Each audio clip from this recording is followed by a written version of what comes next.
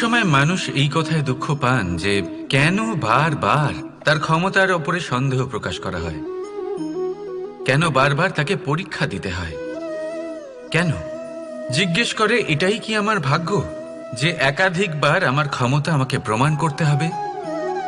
মানুষ মনে করে এ হলো দুর্ভাগ্য।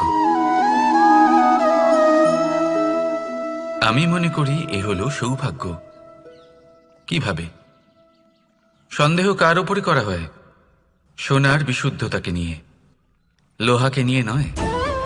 বিশুদ্ধতার নিরিখে বারবার তাকে পরীক্ষা করা হয়, তামাকে করা হয় না।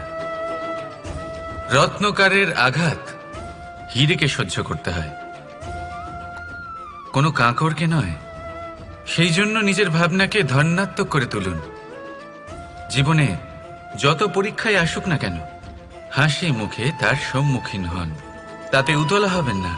আর তারপর দেখবেন আপনার অন্তরের এই রত্ন আপনার জীবনকে উজ্জ্বল করে তুলবে। তাহলে আসুন আমার সাথে ভালোবেসে বলুন, রাধা রাধা।